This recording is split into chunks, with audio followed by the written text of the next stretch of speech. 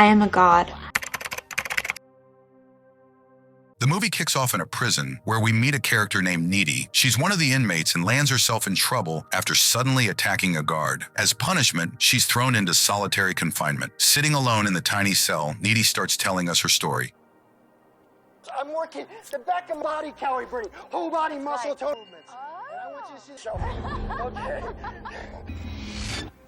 It all started in high school. Needy was your typical nerdy and awkward girl. She wasn't exactly popular, but she was best friends with Jennifer, who was the complete opposite. Stunning, confident, and one of the most popular girls in school. Their friendship went way back to childhood. People often wondered why they were still friends, especially Needy's boyfriend, Chip. To him, it didn't make sense since they had so little in common anymore. But despite everything, the two girls were inseparable. They lived in a small town called Devil's Kettle, named after this strange, swirling waterfall. The water flowed into a deep hole, but no one knew where it led. Scientists had tried to figure it out, but came up empty-handed. One day, Jennifer convinced Needy to join her for a live show at a local bar. An indie band called Low Shoulder was playing, and Jennifer had a major crush on the lead singer. She wanted to go and make a move on him. Needy didn't feel like going, but couldn't say no to her best friend, so she canceled her plans with Chip to tag along. Anyway, the singer guy, Jennifer says he's extra salty, so... Jennifer's here. How do you know? It's just that I like the same things that she likes. That's why we're biffs. Chip, you're just jello because you're not invited. Stop kidnapping my girlfriend. When Jennifer and Needy reached the bar, the place was buzzing with energy. On their way in, they passed Craig, one of their classmates who clearly admired Jennifer like most of the guys in town. They also ran into Ahmed, a foreign exchange student from India, and Officer Roman, who occasionally hooked up with Jennifer. Roman tried flirting with her again, but Jennifer brushed him off and focused on Nikolai, the band's lead singer. Don't be so JV, Needy. They're just boys. These are like smart bomb. You point them in the right direction and shit gets real. Jennifer, acting shy and flirty, introduced herself to Nikolai and even offered to buy him a drink. While she was at the bar, Needy overheard Nikolai talking to one of his bandmates. The way they talked about Jennifer gave her chills. They were speculating if Jennifer was a virgin, and the conversation felt downright creepy. Needy's instincts kicked in, and she stepped up to warn Nikolai to back off, but Jennifer waved off her concerns with a laugh, casually mentioning that she was far from being a virgin. Before Needy could argue more, the lights dimmed and Low Shoulder started their performance. While the band is performing, chaos breaks out as a fire suddenly engulfs the building. People are screaming, panicking, and trying to escape, but it's absolute mayhem. Needy manages to keep her wits about her and helps a terrified Jennifer escape through a restroom window. Meanwhile, the crowd is frantic, with people being crushed or burned in the chaos. Once outside, Needy tries to calm Jennifer down, but things take a turn when Nikolai, the lead singer, shows up. He approaches Jennifer, forces her to drink some whiskey, and then insists she leaves with him. Needy begs Jennifer not to go, but Jennifer reassures her she'll be fine and goes off with Nikolai anyway. Needy, still shaken, returns home and immediately calls Chip to tell him about the horrifying events, the fire, the chaos, and Jennifer leaving with a complete stranger. Chip, who already doesn't like Jennifer, tells Needy not to stress about her and tries to brush it off. Later that night, Needy hears the doorbell ring. She answers it but finds no one there. Okay, so now there's no one here. Look, I'll call you later.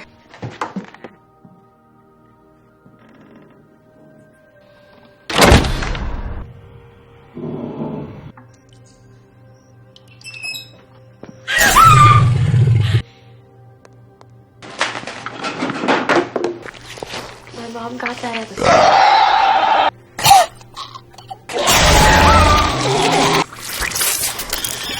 Needy, completely freaked out, tries to call for help, but Jennifer grabs her, slams her against the wall, and leans in close like she's about to bite her. She caresses Needy's neck and actually bites down, leaving a mark before storming out of the house. In the distance, Needy hears police sirens echoing through the night. The next day at school, everyone is buzzing with news about the pub fire. Many people from their small town didn't make it out alive, and the tragedy has left everyone shaken. Needy, though, is distracted.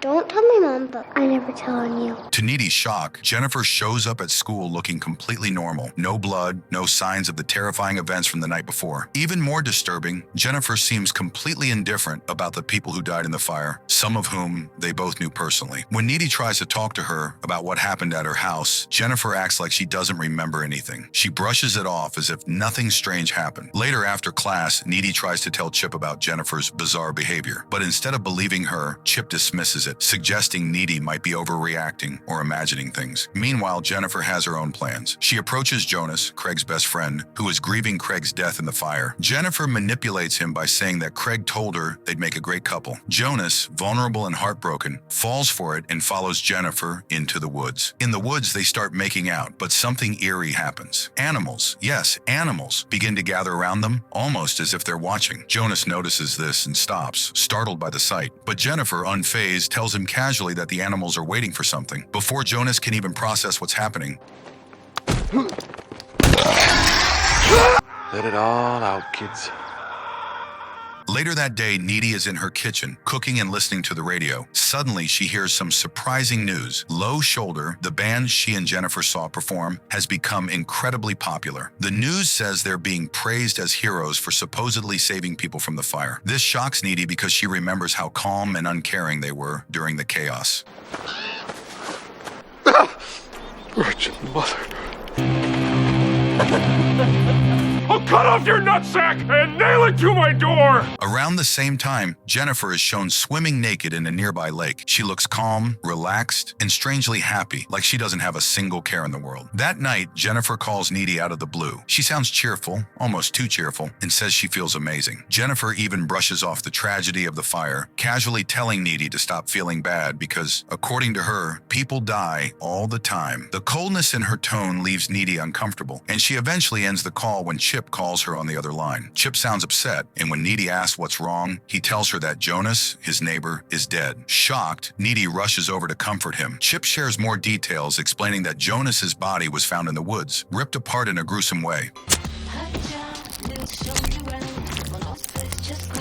I am a god. In the days that follow, the town is in mourning over the recent string of deaths, but something strange happens. Jennifer seems to be doing better than ever. She looks vibrant, confident, and full of energy, almost like she's thriving. On the other hand, the tragic events make national news, and Low Shoulder gains even more fame, with their popularity skyrocketing. Despite everything, the townspeople slowly try to move on. A month passes, and during class one day, Jennifer doesn't look like herself. She appears pale and weak, like something is draining her. After class, a quiet and shy student named Colin works up the courage to ask Jennifer out. She turns him down harshly, showing little interest. But later, when Needy mentions that she thinks Colin is a nice guy, Jennifer suddenly changes her mind. She texts Colin and invites him over to her place that evening. That same night, Needy and Chip decide it's time to take their relationship to the next level and have sex for the first time. Meanwhile, Colin eagerly drives to the address Jennifer gave him. But when he arrives, the house is eerily empty and abandoned. Feeling uneasy, he goes inside and finds Jennifer upstairs. She's sitting there staring at him with an unsettling smile. Colin quickly realizes something is off and tries to figure out what's happening. But before he can react, Jennifer seduces him, pulling him into her trap. Just when he lowers his guard, No way. I need you frightened.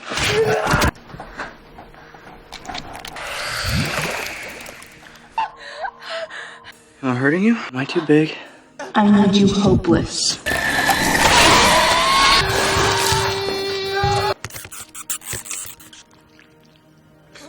Panicked, Needy stops what she's doing, gets dressed, and rushes out of Chip's house. As she's driving, she suddenly spots Jennifer in the middle of the road. Startled, she swerves to avoid hitting her. Needy pulls over to catch her breath, trying to calm down. But before she can collect herself, Jennifer jumps onto the windshield of her car, looking wild and feral. Scared out of her mind, Needy speeds off into the night, her heart racing. When Needy gets back home, she feels overwhelmed. Tears stream down her face as fear and confusion take over. She tries to calm herself, but her thoughts are racing. After a while, she heads to her bedroom, hoping to get some rest. But when she opens the door, she finds Jennifer sitting there, completely relaxed and cheerful, as if nothing unusual has happened.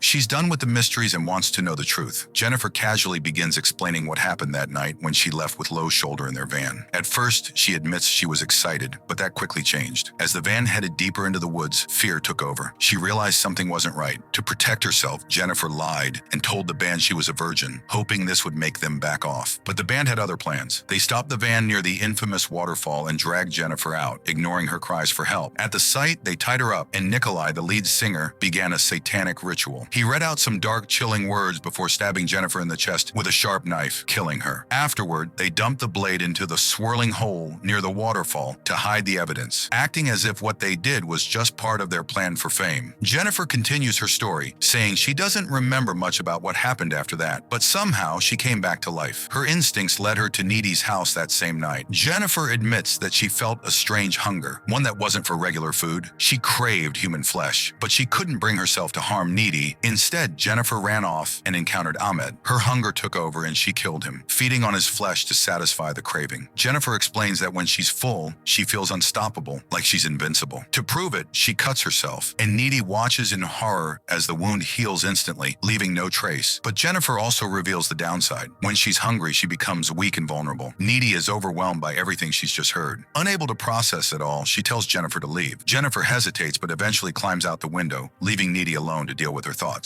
The next day, Needy attends Colin's funeral. Sitting quietly, she realizes the horrible truth. Jennifer must have killed him. The blood she saw in Jennifer the night before suddenly makes sense. Determined to figure things out, Needy heads to the library and spends hours, even days, researching demons and the occult. She's desperate to understand what Jennifer has become. Eventually, she pieces it together. The band performed a ritual to gain fame and fortune. They believed sacrificing a virgin would seal the deal. But because Jennifer lied about being a virgin, something went wrong. The ritual still worked for the band. They got the fame they wanted. But Jennifer didn't stay dead. Instead, she came back with a demon soul inside her. Now, to survive, she has to feed on human flesh. Needy shares what she's discovered with Chip, but he laughs it off, saying it's ridiculous. As the school dance gets closer, Needy begs Chip not to go, warning him that something bad might happen. But Chip brushes it aside and insists he'll be there. Left with no other choice, Needy decides she has to go too. On the night of the dance, Chip's mom hands him some pepper spray just in case before he heads out. At the same time, Jennifer's wandering around somewhere else. She looks pale, weak, and clearly starving. Needy shows up at the dance early and waits for Chip, but he's not there yet. Meanwhile, Chip is walking alone when Jennifer appears out of nowhere. Something about her feels off. Jennifer starts telling Chip all these lies, saying Needy cheated on him with Colin. She twists things around, even suggesting Chip should get back at Needy by hooking up with her instead. Back at the dance, Low Shoulder, the band everyone's talking about, starts performing. Needy watches them with a sour face, totally unimpressed. While all this is happening, Jennifer and Chip are by a tree, making out. But then Needy, using her strange psychic connection to Jennifer, senses that something is terribly wrong. It's like a built-in GPS for trouble. She dashes out of the dance, driven by instinct, and somehow knows exactly where to go. Jennifer leads Chip to this creepy, abandoned swimming pool. She tries to kiss him again, but Chip pulls away. He tells Jennifer he can't do it because he loves Needy too much to hurt her. That doesn't sit well with Jennifer. Furious, she grabs Chip and tosses him into the pool like he's nothing. Then she starts attacking him.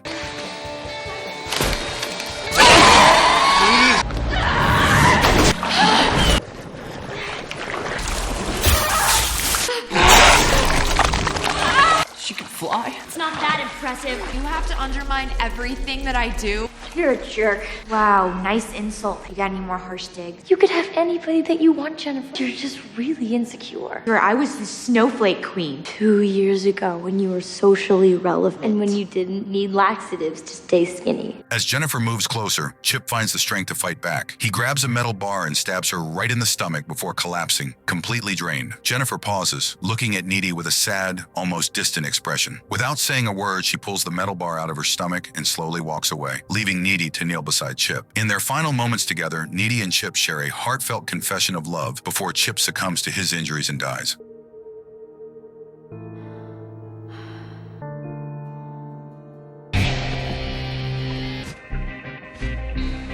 Jennifer heads home, looking pale, weak, and strangely heartbroken. But before she can process what just happened, Needy bursts through her bedroom window like a storm, filled with rage and ready to avenge Chip's death. What follows is a brutal fight between the two former friends. At one point, Jennifer bites Needy on the throat, but then backs off. Furious, Needy grabs a box cutter and slashes an X-shaped wound into Jennifer's abdomen. The fight escalates as Jennifer uses her demonic powers to levitate them both above the bed. They clash midair, each determined to come out on top. But then, Needy manages to grab Jennifer's friendship necklace, the same one that symbolized their bond, and rips it right off her neck. This small act stuns Jennifer, leaving her vulnerable. Seizing the moment, Needy plunges the box cutter straight into Jennifer's heart. It's a fatal blow, one that ends Jennifer's life and also their once close friendship. This is the turning point that explains how Needy ends up in prison. The story cuts back to the present day, showing Needy locked up in solitary confinement. But here's the twist. Jennifer's bite has given Needy some demonic powers of her own. Using these new abilities, Needy floats in the air and breaks out of the prison like it's no big deal. After escaping, Needy starts wandering aimlessly. During her journey, she finds the very same knife that Nikolai, the lead singer of Low Shoulder, used to kill Jennifer during their messed up ritual. Armed with the knife, she hitches a ride with a stranger, heading straight for Low Shoulder's concert. The story wraps up with a chilling reveal. After the concert, it's discovered that the entire band has been murdered. Though it's never shown, it's heavily implied that Needy took her revenge on them. In the final scene, a security camera captures Needy walking out of a hotel room. She leaves behind a silent but deadly trail of vengeance, marking the end of her story.